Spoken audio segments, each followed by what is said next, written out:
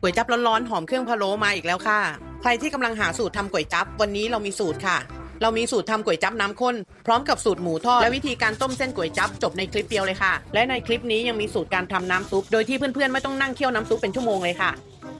คลิปนี้จะยาวหน่อยนะคะแต่ถ้าเพื่อนๆดูจบรับรองว่าสามารถนำไปทำเป็นอาชีพได้เลยค่ะหรือใครจะนำไปปรับสูตรเพิ่มในส่วนของเครื่องในหมูหรือว่าหมูกรอบก็สามารถอัพราคาขึ้นได้อีกค่ะวันนี้เราอุตส่าห์มาเจอกันแล้วเพื่อนๆอย่าลืมกดติดตามไว้นะคะคลิปหน้าเราจะได้มาเจอกันอีกค่ะกับเมนูอาหารสูตรทำขายและทำกินเองง่ายๆแบบนี้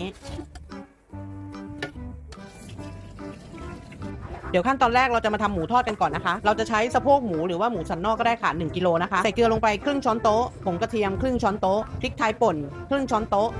ตามด้วยผงปรุงรสครึ่งช้อนโต๊ะเหมือนกันค่ะแล้วก็ลูกผักชีป่นนะคะใส่ลงไป1ช้อนชาค่ะแล้วเราจะใส่น้ำมันพืชลงไปด้วย2ช้อนโต๊ะนะคะหลังจากนั้นก็คลุกเคล้าส่วนผสมให้เข้ากับหมูเลยค่ะแล้วก็เราจะหมักไว้ครึ่งชั่วโมงนะคะ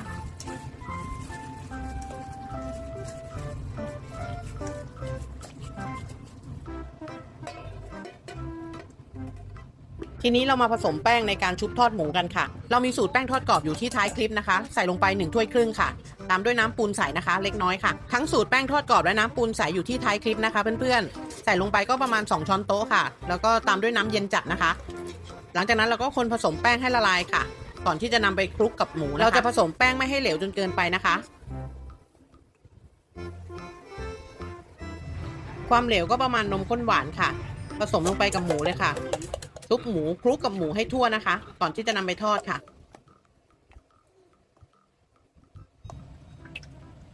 การที่เราใช้น้ำมันใหม่ในการทอดหรือว่าใช้น้ำมัน 2-3 ครั้งเนี่ยมันก็จะทำให้หมูเรามีสีสวยนะคะหมูไม่สีดำคล้ำค่ะช่วงแรกก็เปิดไฟแรงจัดก่อนนะคะ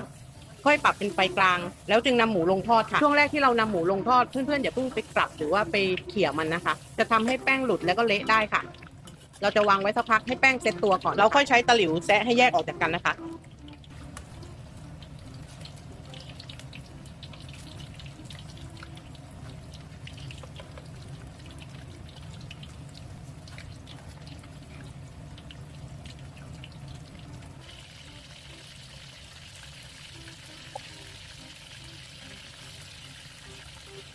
ใช้ไฟกลางทอดไปเรื่อยๆค่ะให้เป็นสีเหลืองทองแบบนี้นะคะการทอดหมูก็ใช้เวลาทอดประมาณ 7-8 นาทีนะคะ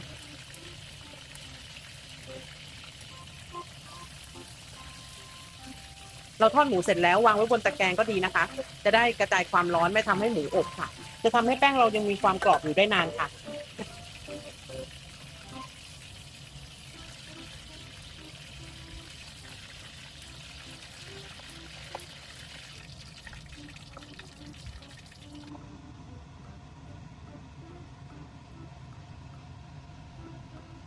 ได้หมูทอดแล้วค่ะทีนี้เราไปเตรียมต้มเส้นก๋วยจั๊บกันค่ะสูตรน้ำซุปก๋วยจั๊บวันนี้ถ้าตักขายก็จะได้ประมาณ 20-25 ชามค่ะสำหรับเส้นนะคะก็จะต้มประมาณ1กิโลถึงโลครึ่งค่ะเราจะนำเส้นก๋วยจั๊บมาคลี่แบบนี้ก่อนนะคะเพื่อนๆแยกชิ้นกันค่ะตอนที่เรานำไปต้มเนี่ยเส้นมันจะได้ไม่กอดกันนะคะ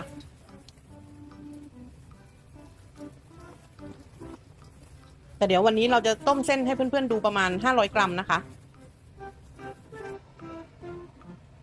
เราจะใช้แป้งมันหรือว่าแป้งข้าวเจ้าก็ได้นะคะประมาณ2ช้อนโต๊ะค่ะแล้วก็ผสมน้ำเล็กน้อยนะคะแค่ให้แป้งละลายค่ะถ้าเพื่อนๆต้มเส้น1กิโลก็ใส่ไปประมาณ 3-4 ช้อนเลือกใช้แป้งอย่างใดอย่างหนึ่งหรือว่าจะผสมกันเลยก็ได้นะคะเราจะรอให้น้ำเดือดก่อนนะคะถึงจะใส่เส้นก๋วยจั๊บลงไปทยอยใส่ลงไปแบบนี้แล้วก็คนตลอดเวลานะคะเน้นย้ำว่าต้องคนตลอดเวลาค่ะไม่อย่างนั้นเส้นมันจะม้วนจับตัวกันเป็นก้อนค่ะเราจะใช้เวลาในการต้มหลังจากที่ใส่เส้นก๋วยจั๊บลงไปหมดแล้วนะคะใช้เวลาในการต้มก็ประมาณ5นาทีค่ะครบ5นาทีแล้วช่วงนี้น้ำยังเดือดอยู่นะคะเราก็จะทยอยใส่แป้งลงเป็นสายและคนตลอดเวลาด้วยนะคะแป้งมันเราจะได้ไม่จับตัวกันเป็นก้อนค่ะ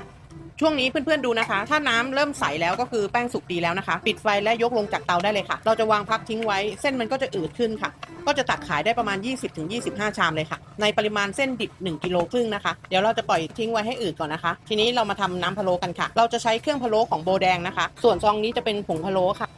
ผงพะโล้เราจะเพิ่มเติมความหอมนะคะจริงแล้วในซองของเครื่องพะโล้เขาก็จะมีผงพะโล้มาให้แล้วค่ะแต่ว่าเราจะใส่เพื่อเพิ่มความหอมอีกหน่อยค่ะจะใช้เครื่องพะโล้3ห่อค่ะเคล็ดลับในการดึงกลิ่นของเครื่องพะโล้ก็คือนำมาคั่วไฟค่ะแต่เดี๋ยวเราจะเพิ่มสมุนไพรอีกตัวหนึ่งนะคะเป็นพริกจวงเจียค่ะ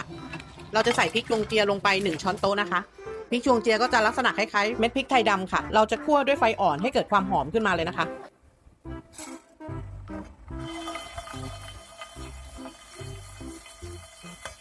และสิ่งที่เราจะนำลงกระทะด้วยก็จะเป็นพวกกระเทียมกับรากผักชีค่ะนำมาลงกระทะทำให้เกิดความหอมค่ะ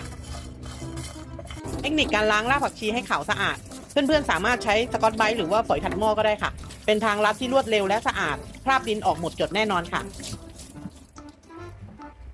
เราจะใช้กระเทียมประมาณครึ่งถ้วยนะคะก็ประมาณ15กลีบค่ะแล้วก็รากผักชีเมื่อสักครู่ที่เราล้างนะคะประมาณ 7-8 รากค่ะนำมาปั่นหรือว่าตำแค่พอหยาบๆก็พอค่ะ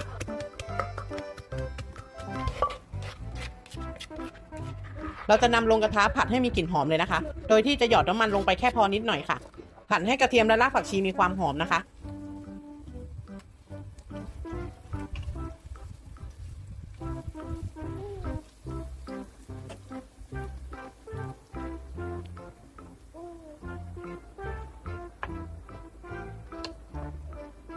ในสูตรนี้เราจะทำน้ำก๋วยจั๊บ7 ลิตรนะคะเปิดไฟต้มน้ำให้เดือดเลยค่ะ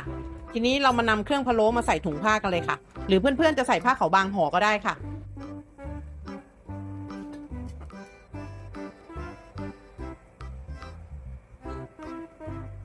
ใส่ลงไปในหม้อได้เลยนะคะและน้ำมันที่มันติดถาดกับติดกระทะเมื่อสักครู่เราก็ล้างลงไปในหม้อได้เลยค่ะเพราะน้ำมันนี้มันก็จะมีกลิ่นหอมของรากผักชีกับกระเทียมที่เราเจียวเมื่อสักครู่นะคะใส่น้ำตาลมะพร้าวลงไป200 กรัมค่ะตามด้วยเกลือค่ะเกลือใส่ไป2 ช้อนโต๊ะนะคะแล้ววันนี้เรามีทางลัดโดยที่ไม่ต้องเคี่ยวกระดูกหมูนะคะเราใช้ซุปก้อนคนอเลยค่ะใส่ก้อนคนอลงไป2 ก้อนนะคะตามด้วยน้ำซุปก๋วยเตี๋ยวฟ้าไทยค่ะเราจะใส่ลงไปประมาณครึ่งเสียนะคะก็ประมาณ150 ml ค่ะ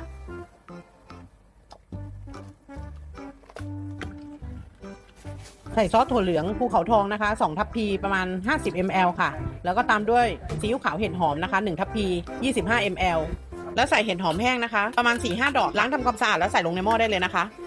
ตามด้วยซีอิ๊วดำค่ะใส่ประมาณ4 ช้อนโต๊ะค่ะเพื่อนๆชอบให้น้ำซุปมีสีเข้มแบบไหนสามารถปรับเป็นรสชาติของตัวเองได้เลยนะคะ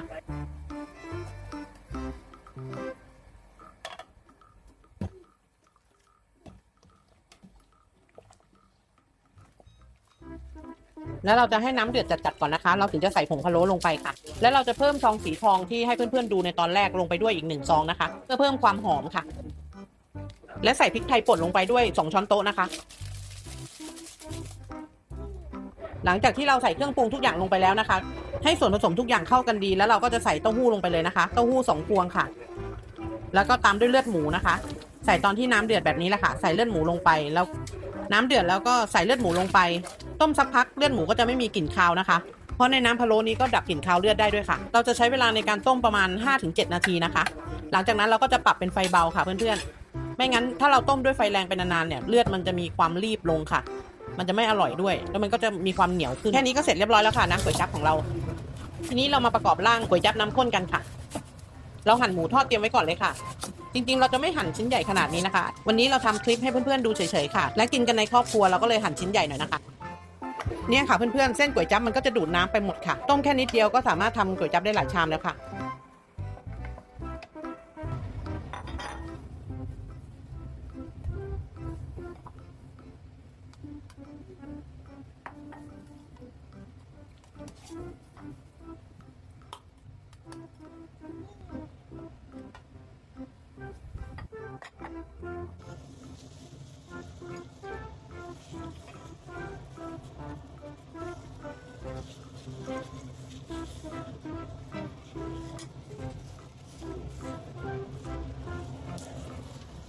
นั่นน่ะ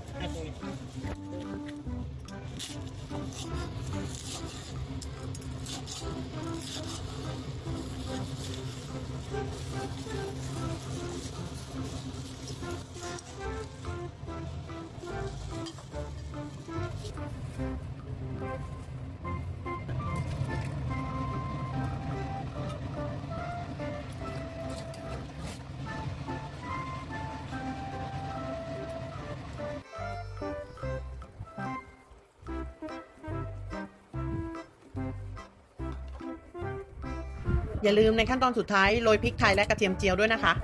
เสร็จเรียบร้อยแล้วค่ะก๋วยจั๊บน้ำข้นในสูตรของเราขอบคุณเพื่อนๆทุกคนนะคะที่เข้ามาชมคลิปของช่องพีคิทเช่นค่ะ อย่าลืมกดติดตามไว้แล้วกลับมาพบกันใหม่ในคลิปหน้านะคะ ขอบคุณมากๆค่ะอ้อเพื่อนๆสูตรทำแป้งทอดกรอบแล้วก็วิธีการทำน้ำปูนใสอยู่ท้ายคลิปนะคะจิ้มดูได้เลยค่ะ